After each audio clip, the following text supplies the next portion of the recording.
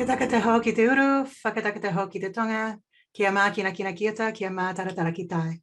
He hi ake ana he tākara he tio, he huka, he hohunga, homie, huie, tai kie. E aku nui, e aku rahi, tēnei te mihi mai haki a koutou.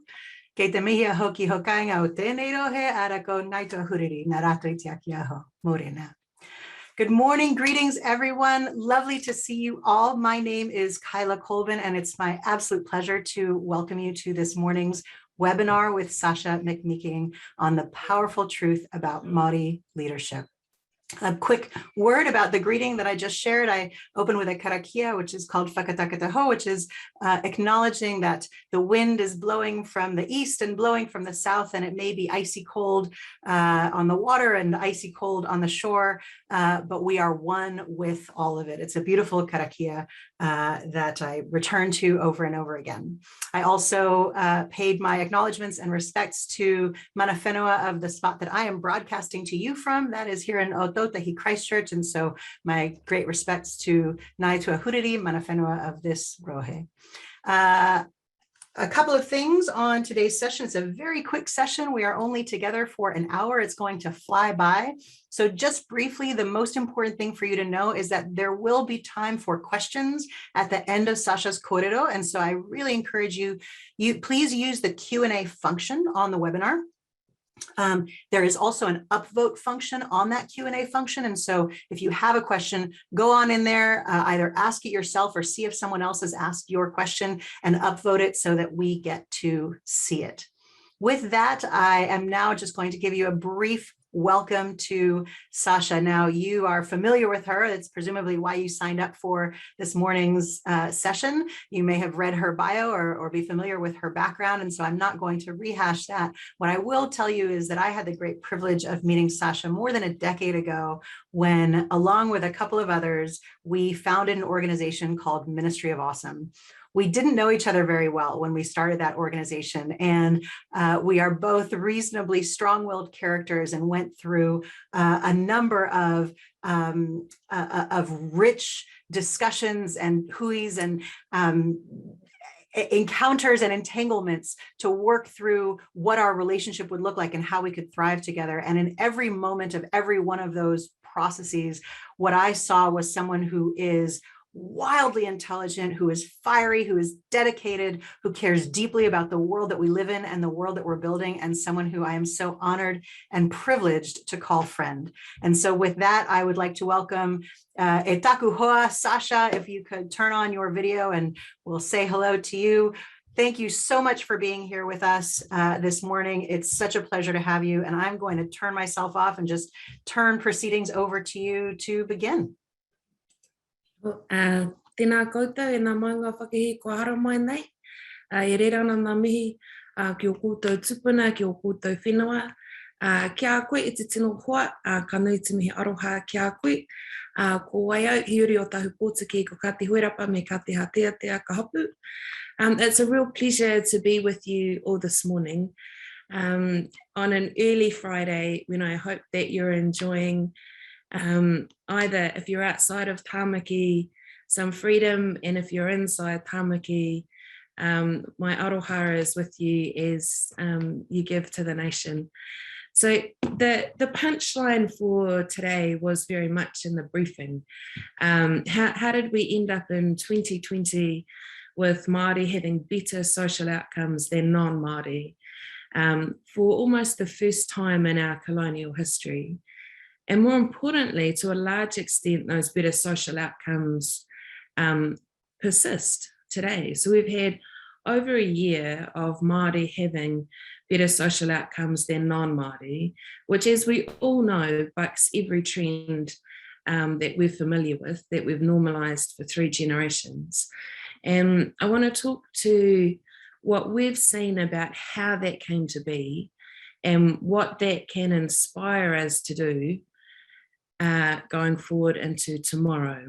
I want to talk to how we managed to have the rare and precious opportunity for Māori to have better social outcomes than non-Māori for one of the few instances since colonial times. And the first question has got to be, well, So when did that happen? And the counterintuitive answer is that it happened during the 2020 national lockdown in response to COVID.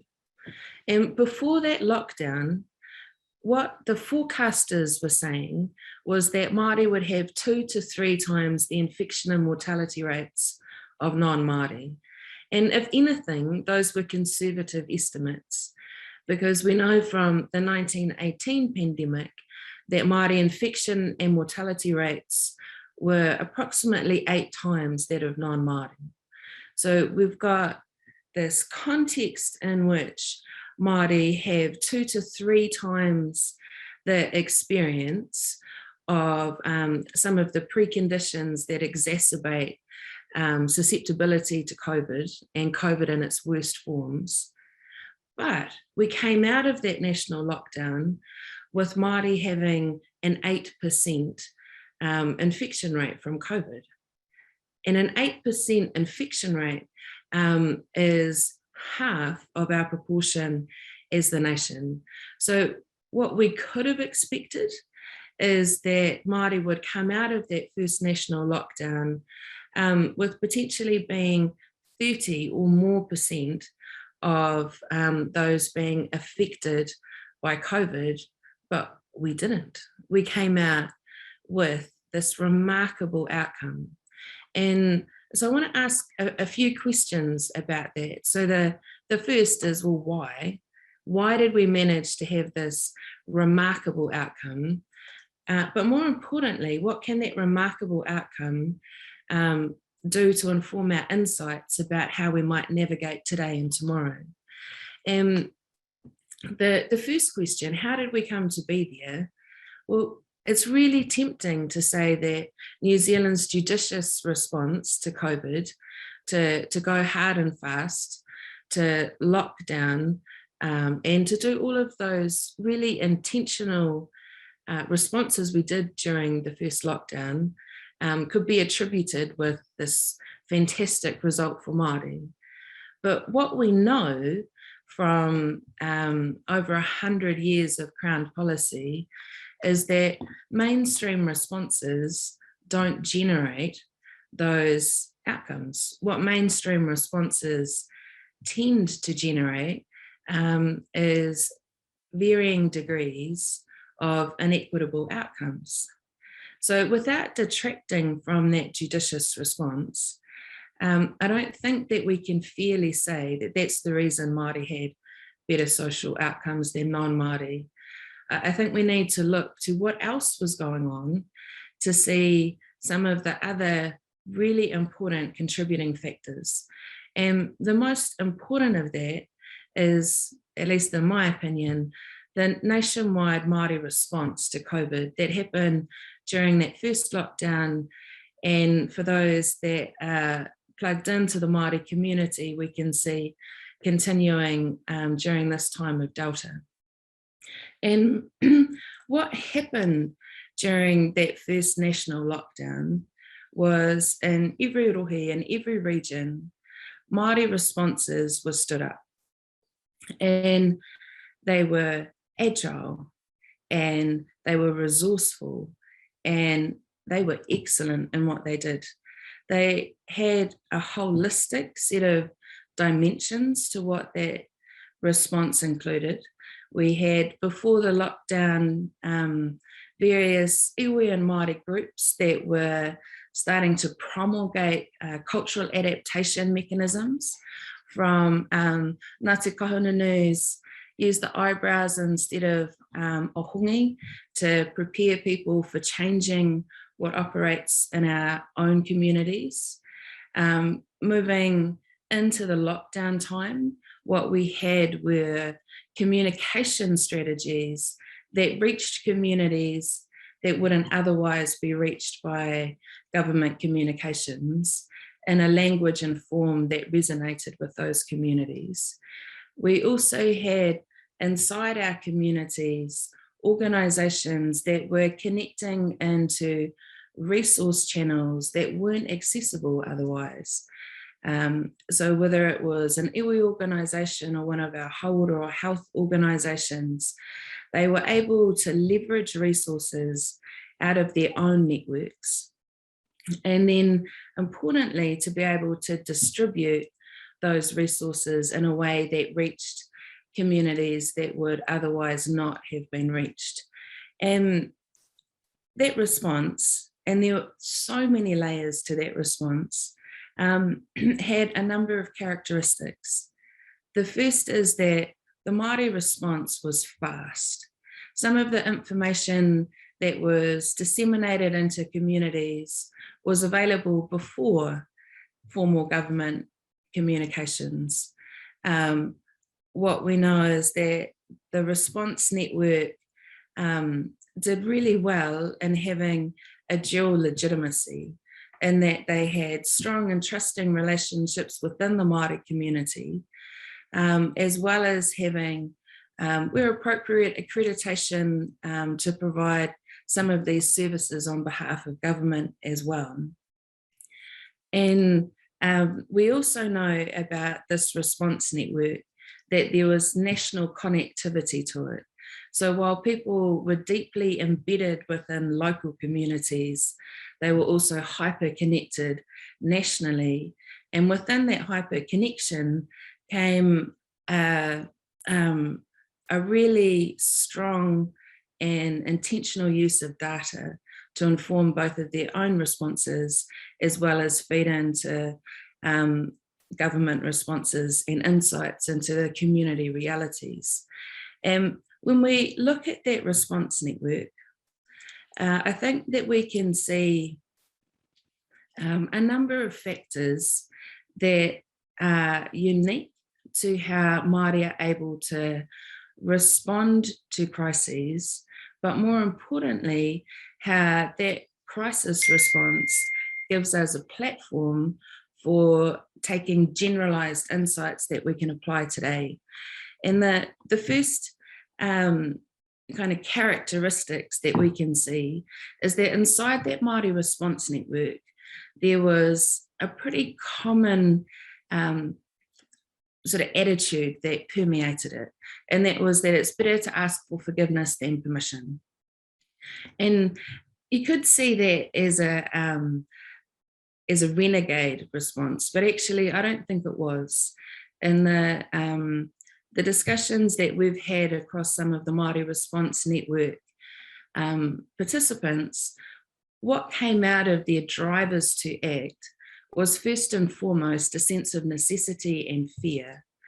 And that because we've had these experiences of inequity, because we've had these experiences of the Crown being unable, or in some occasions unwilling, to respond to the distinctive realities within Māori community, and an awareness about Māori experiences of the 1918 pandemic, people stood up these responses because they felt that it was necessary.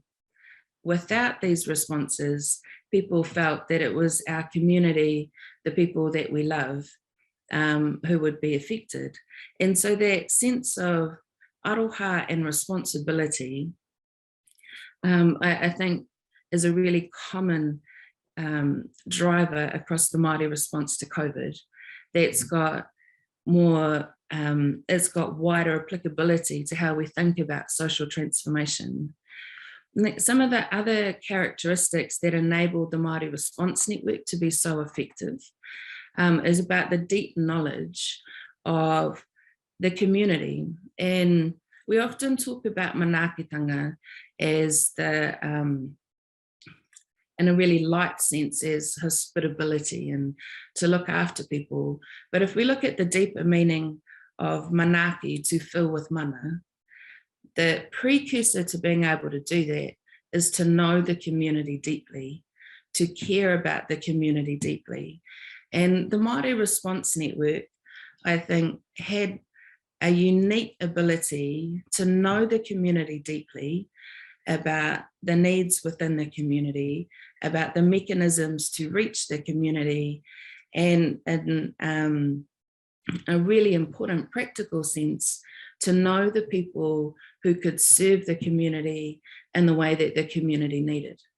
And that ability to know the people that can serve is one of the important distinguishing factors of the Māori Response Network, because the people that were involved because of their broader human capabilities, not their job titles. And within other responses to COVID, job titles are really important. It's the entry point that gives you the legitimacy to do whatever it is that needs to be done. Whereas within the Māori Response Network, what we consistently see are leaders who know what humans can do, irrespective of what their job title might be. People that have the relationships, the trust, and the unique abilities, wherever they might have been gathered and developed from, to do what needed to be done. And we can also see inside all of those dynamics a really deep level of trust. And we know within our own spheres about how important trust is to enable any transformation to occur. And then some of the qualities of the Māori Response Network that I think it's really valuable for us to see as a nation is that the Māori Response Network brought their own capabilities, their own resources, and delivered to a standard of excellence. So one of the common consequences across the country of the Māori Response Network's work was that the government wanted access to their resources or their data, or potentially their teams. They wanted to continue partnerships with elements of the Māori Response Network. So the Māori Response Network didn't get national coverage, but it did get celebrated within Māori communities, and it did get recognised by the Crown for having these unique abilities to reach, to serve, and importantly, to reach people that wouldn't otherwise have been touched. And what we can take from that, I think, for today and tomorrow are a few lessons. The most important is how we grapple as a nation with the differences between done to, done for, done with, and done by. So we've got these different policy responses where we might do things to a community, or we might do things for a community. Increasingly, we're trying to work towards doing things with a community. But what the Māori Response Network shows is where it's done by a community. And my personal opinion is that the Māori Response Network is the greatest demonstration of what strengths-based policy could and should look like. That we've heard strengths-based policy in our national discourse for a long time, but it's one of those fabulously obscure terms of what does that actually mean. What the Māori Response Network tells us that means is to see that Māori communities have that capability, have the resources, and have the ability to deliver within our communities to a standard of excellence that can't otherwise be achieved. And that being able to see strengths-based responses at scale, I think the Māori Response Network has got insights for how we think about social transformation in New Zealand. So I think there is a common will in New Zealand to genuinely transform the outcomes that Māori experience. What we struggle with is how to achieve that. And I think the Māori Response Network challenges three of our dominant approaches to how we create social change. So that the first kind of dominant approach for how we create social change is to advocacy. We've got a really long, proud, powerful and impactful legacy as a nation for advocacy, whether it's the women's rights movement, our union movement, or Māori rights movements. we're really comfortable with advocacy as a mechanism to lead to normative and then regulatory change. And we definitely need that advocacy dimension to create social transformation. But what we also know from advocacy is that it can result in a performance gap between the things that we aspire to and the realities that we experience inside communities. So advocacy needs an implementation partner. And I think the Māori Response Network shows what that implementation partner can look like. I think the second dominant approach that the Māori Response enables us to reconsider is the prevailing straight line causal approach between problem and solution. So if we've got an example of rangatahi that are being truant, the straight line causal solutions is get a van, go and pick them up and take them back to school. But what we know from those kind of programmatic or done to, done for type solutions is that they are not turning the tide on the 3 generations of embedded inequities inside our communities. Whereas what the Māori Response Network shows us is that where we can trust in our communities to generate their own transformation, where that transformation is done by, we can have profound change. But to do that, we have to trust in different processes of social change. We have to trust in aroha and responsibility as a driver that is potentially necessary to affect durable social change. We need to be able to trust in communities having deep knowledge and deep, even if sometimes unseen, capabilities to create the world in their own image. And also potentially the third assumption that informs our responses that we need to reconsider is how much we have tacitly trusted in and assumed the validity of Maslow's hierarchy of needs. So we'll all be familiar with Maslow's hierarchy that has us with basic physiological needs being met that enables then the second tier of as long as we feel safe, then that can progressively lead to a sense of self-actualization and therefore well-being.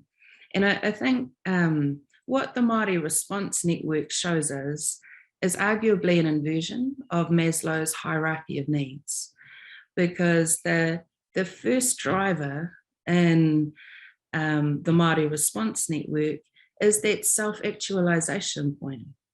The first driver in the Māori Response Network is about aroha and responsibility to communities, and that aroha and responsibility to communities enabling the trust and the relationships and the resources and the capabilities to deliver on those physiological and security needs within communities. So how we think about the order of affecting social change, I think, is challenged by how the Māori Response Network was so successful.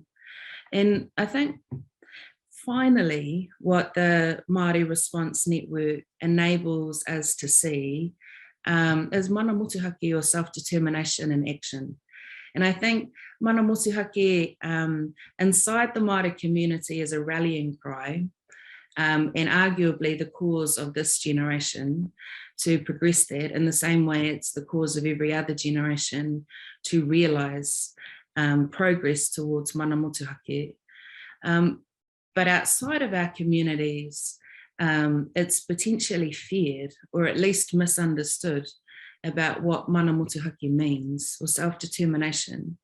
And potentially that's because it's often conflated with political autonomy, which is fairly a dimension of mana motuhake.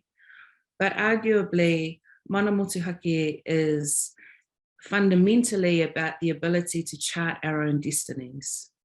It's about the ability to aspire to a different future, and then to realize that different future with our own resources, capabilities, being the fuel for that. So the Māori Response Network is not only a demonstration of what strengths-based policy could be, but I think it's a demonstration of the transformative power of mana motuhake, of trusting in Māori communities to create our own solutions, that importantly, I think, for New Zealand as a whole, shows that when we trust the mana motuhake, there are more resources available than just the Crown has. There are more physical, financial resources available. There is more human talent available, and that the more we are able to reach into those other sources, then the greater our progress towards our national aspirations and our national prosperity that we all aspire to. And inside that, and this is the final point, I promise, is that I think Māori women have had a really critical role in how that Māori Response Network has operated. And this is in no way to devalue the contribution of our tāne, who have also made really significant contributions.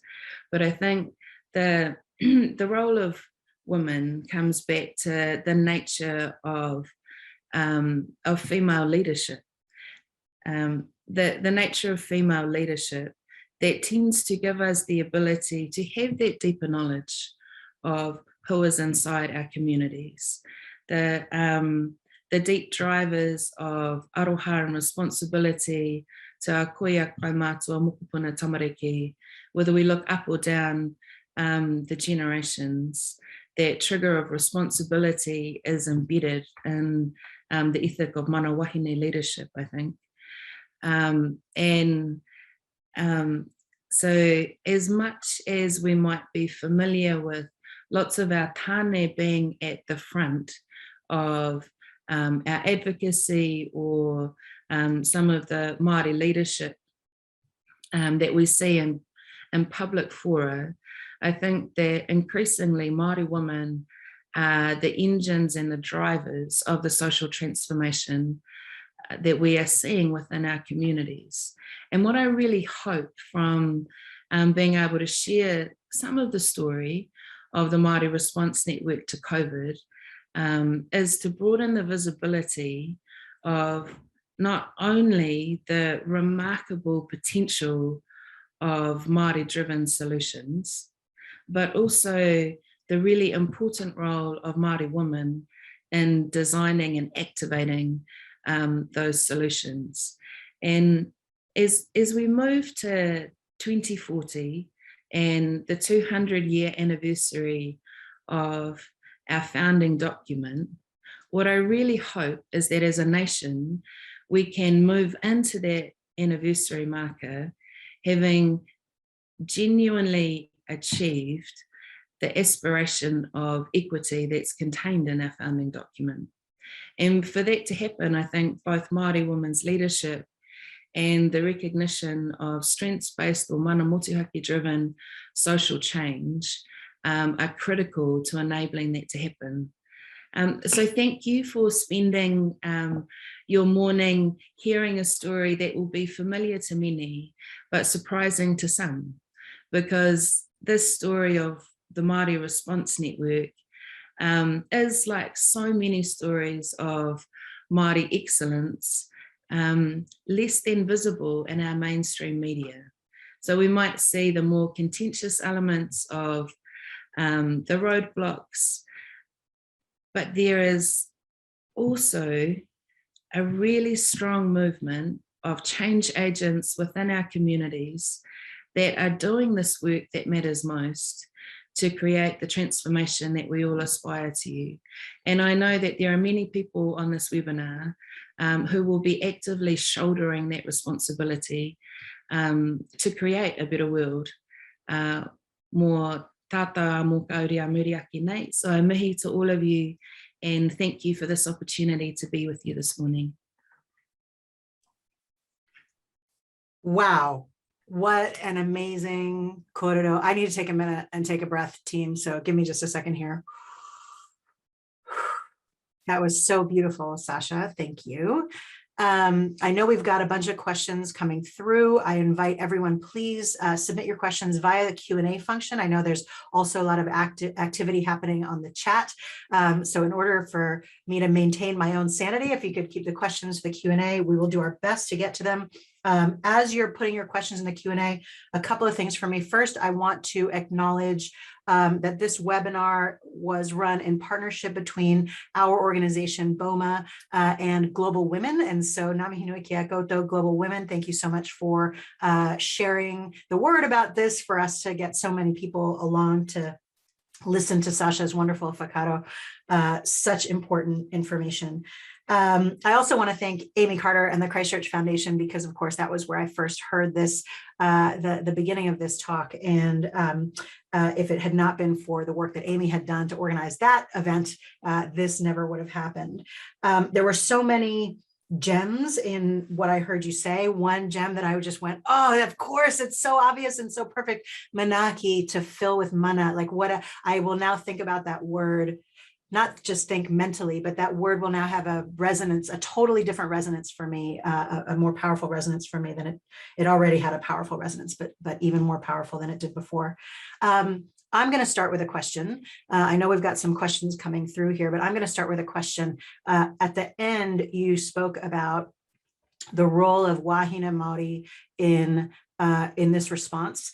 And the obvious question and the gnarly question is, but what about the sort of common mainstream, objection? But what about the fact that Māori women aren't allowed to do the talking on the marae? And so I just wanted to invite you to speak to that, and then we'll go to some of the questions from the audience. Yeah, wonderful. I kind of love that question, because it feeds into, I think, as being able to think about the distinction between difference and disadvantage. So when I think lots of people outside our community see the different gender roles in our protocols as a source of disadvantage. And my personal experience is that I don't see those points of difference as disadvantage. They're part of our kawa, and do they in any way silence my voice or the voices of wahine Māori more generally inside our communities? And I don't think they do, not remotely. Wahine Māori have the first voice. We've got the controlling voice if our tāne happen to talk too long. We just stand up and sing.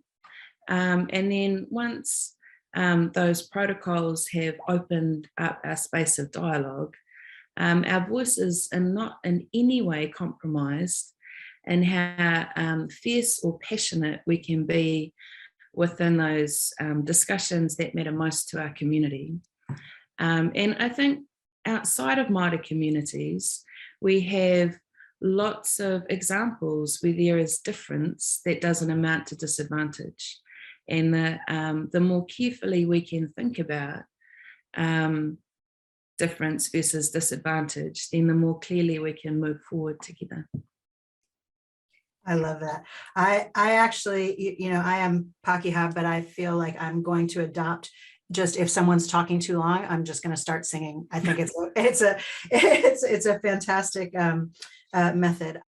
All right, another question that we have coming in. We had some questions about when you talk about better social outcomes, what specifically you mean by that. And I just want to recap. We had a question here from Jane about the percentage, and I want to recap my understanding of the percentage and check that I've got this right. So what I heard you say was that or the way I interpreted it was that around 16% of the population is Māori, that the conservative estimates were that Māori would infection rates for Māori of COVID would be 2 to 3 times the general population. So given that, what we would expect is out of 100% of the people who are infected, 30 to 45% would be Māori. But in fact, what we saw was out of 100% of people who were infected, only 8% were Māori. Did I understand that correctly? Perfectly. Cool. And then were there any other social well-being outcomes that we could point to, like anything else in particular, anywhere we could look to see more research on that? So those statistics about the infection rates are available on the Ministry of Health website. They're accessible.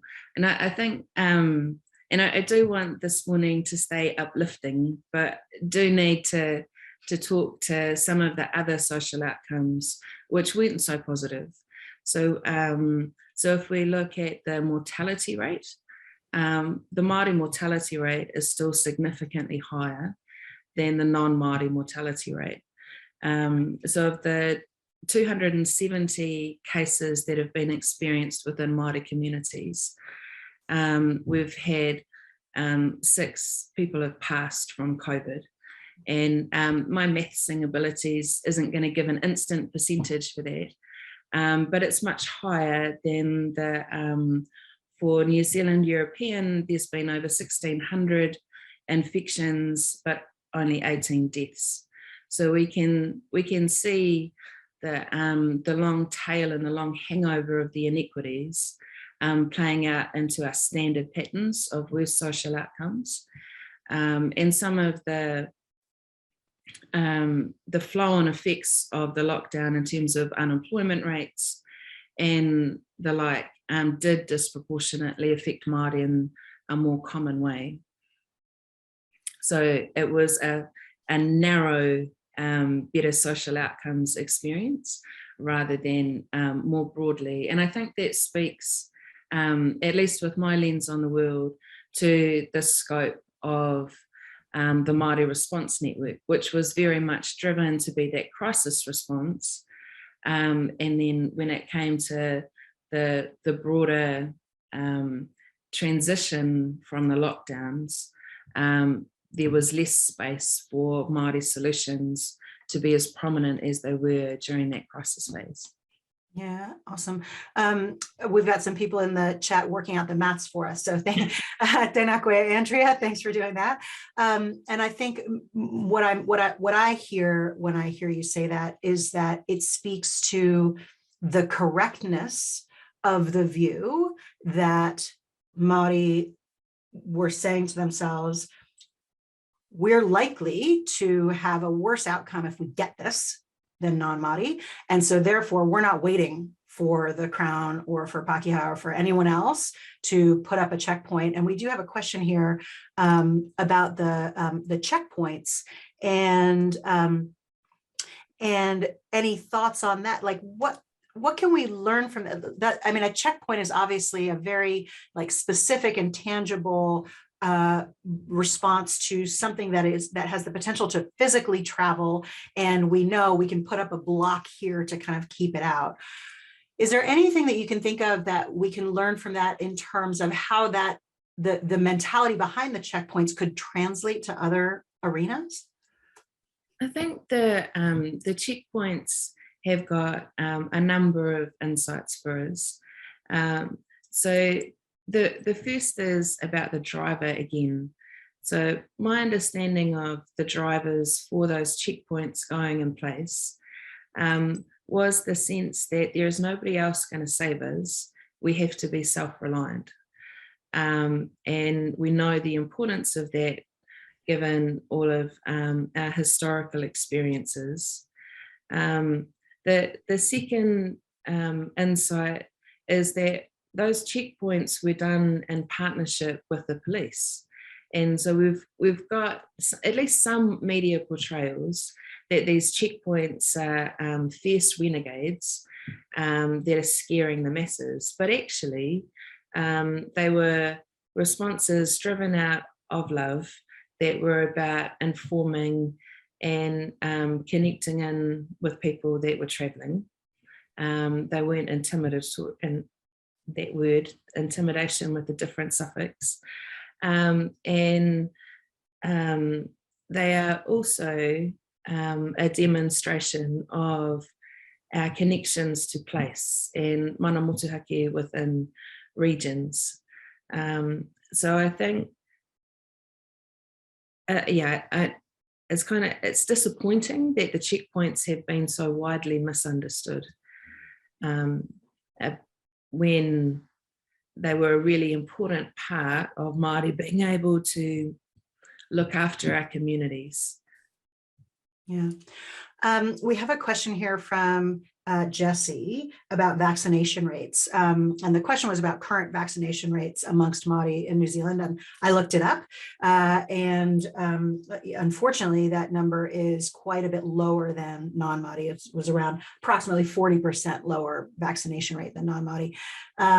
So do you have any thoughts about what we could do to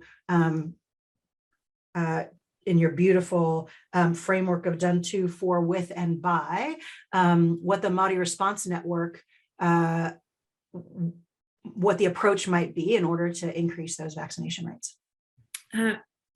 Yes, so I think that what we saw for the first phase of the vaccine rollout was a mainstream response that was resistant to hearing from Māori health experts about how to prioritise who was vaccinated, as well as the mechanisms or the channels for the vaccination going out into our communities.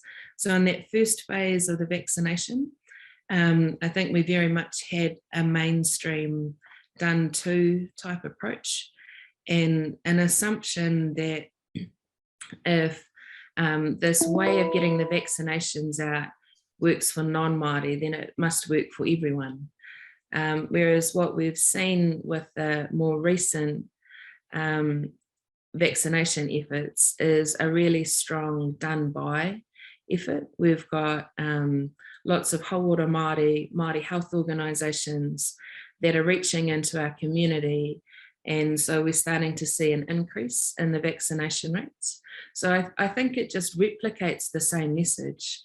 As much as mainstream and done to might seem like it's the most efficient response, actually it's the least effective response. And when we allow space for Māori to do done by solutions, we see a real change in Māori uptake of different things. Yeah, awesome, thank you. I saw someone in the chat, it looks like Kathy was reasonably disappointed in the question that I asked about the role of Māori women and the kind of common perception that Māori women aren't allowed to speak on the marae. And I wanted to, number one, address that and then lead that into another question that I have. And so without denying anyone the right to think that any question that I ask is disappointing or to disagree with any question I ask, where that question came from was when I first heard you give this talk. As part of the talk, you addressed that very question. And I felt that the commentary that you made was really important for people to hear. And so I did want to tee you up for that. That being said, it does raise a really important I think, aspect of any kind of discussion of this manner. You talked about trust, and that when we're looking at a framework of done by, that we need to trust Māori to know what's right for Māori, to be able to deliver solutions in the way that works best for them. And one of the things that occurred to me as you were talking about that is that when we talk about trust, as opposed to a causal linear solution, what that also asks us to do is trust that the outcome may not be the outcome that we think it should be. And I'm raising this as someone who aligns to the dominant paradigm. And when I say dominant paradigm, I mean, white, straight, cisgendered person. And so I'm acutely aware that as someone who aligns to the dominant paradigm, what I and people like me get taught from birth is that our perspective is the perspective. And the trust piece that I'm asking here is, you raised the example of truancy, right? And so what may happen is that someone coming from the dominant paradigm might say, okay, me just getting a van and going and rounding up a bunch of kids is not going to address it. I need to let Maori, it needs to be done by Maori to do that. But I'm still coming at it with the preconception that the answer is the kids coming to the school in the system that I've set up. And so my question to you is, what can we, when we talk about trust, there's first the trust of like, I can trust you to do what you need to do to deliver the outcome that I think you should be delivering. How do we get to the deeper level of trust that actually the outcome that I think we should be delivering, whether it's kids coming to my school or women having a different role to the one that they have, is actually not the outcome, you know, that I don't have the right answer as to what that outcome should look like? It's a great question. Thank you for that question. And I think that is the greatest barrier in creating social transformation at this time. And that because we've got the primary purchaser of social change being the Crown, and the Crown comes with an expectation about outcome, and it will contract to the most uptight level of detail that outcome. That means that Māori responses are really commonly straitjacketed into delivering that presumed outcome. And that presumed outcome tends to be in the lower level of Maslow's hierarchy. Get the kids to school, or get access to food, or you know, those really basic needs. When I think what we see about how social transformation happens in our communities is that empowering identities and belonging is the route to the transformation of life trajectories.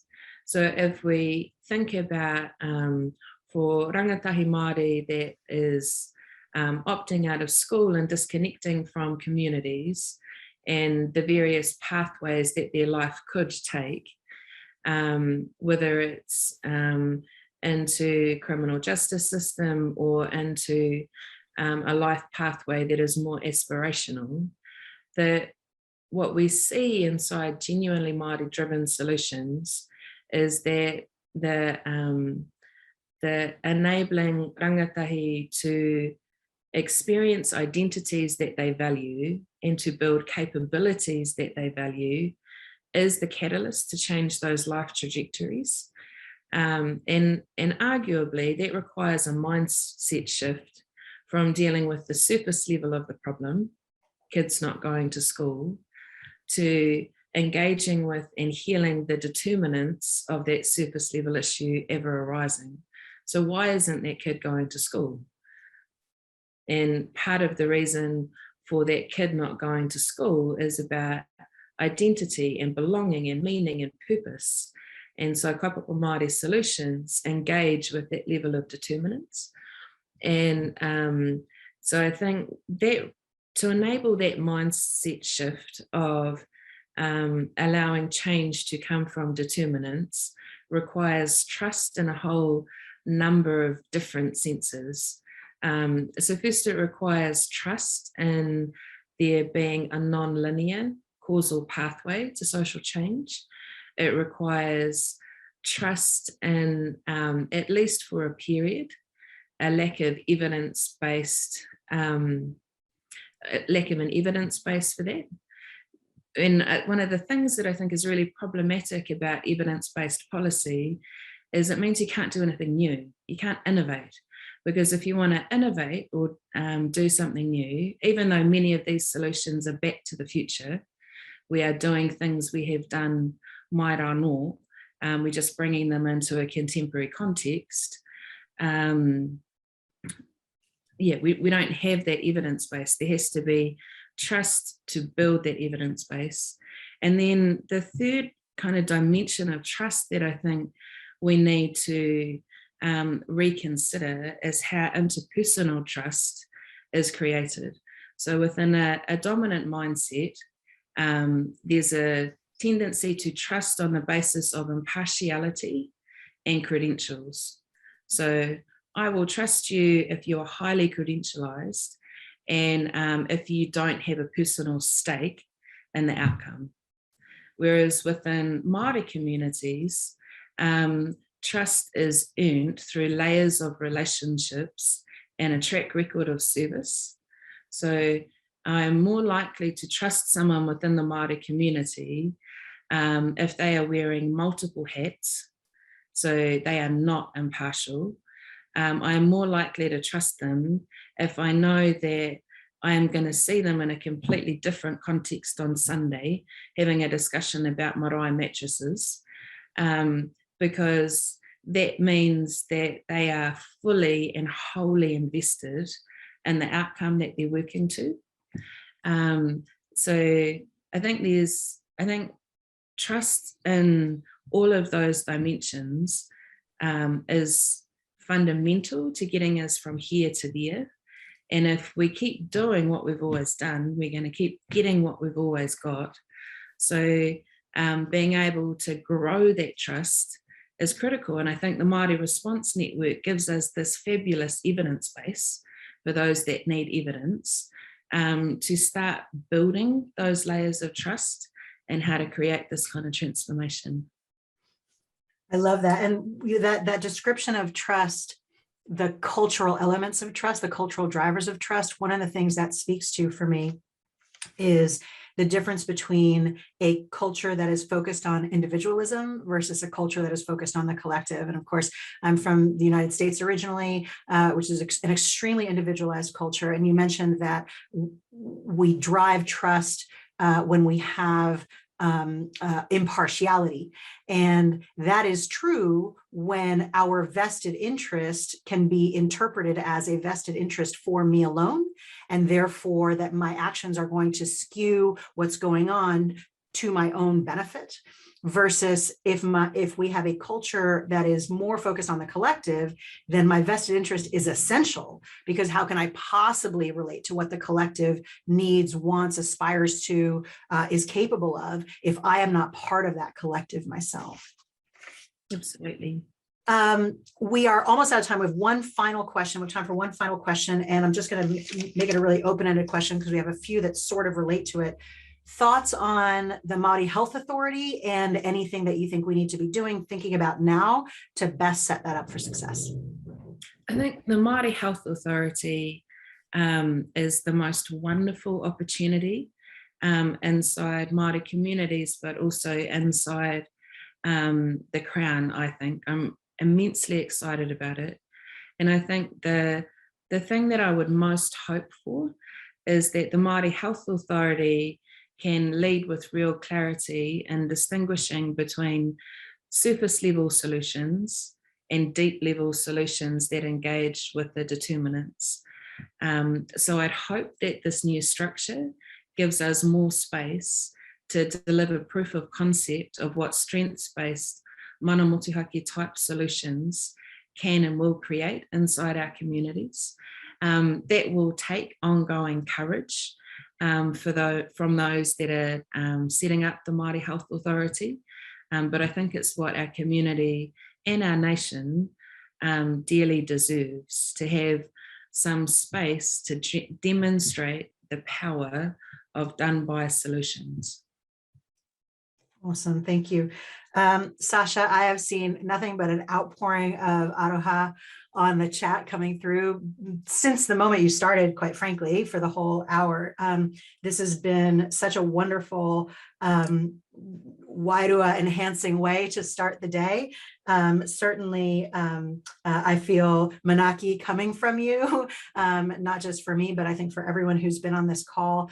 If I had to, there were so many gems on it, but if I had to pick one that was just really kind of moment, it would be that inversion of Maslow's hierarchy, that idea that actually before we can get to all of the infrastructural, those things are almost the surface level, the symptoms of our underlying need to connect, to belong, to self-actualize, to understand our identities, to feel safe and loved. And I just, yeah, I feel really grateful that we've had this time together. So yeah, so tēnā koe, ngā mihi nui kia koe. Thank you so much to you. Thank you so much again to Boma, to Global Women, to the Christchurch Foundation, to all of you for tuning in today.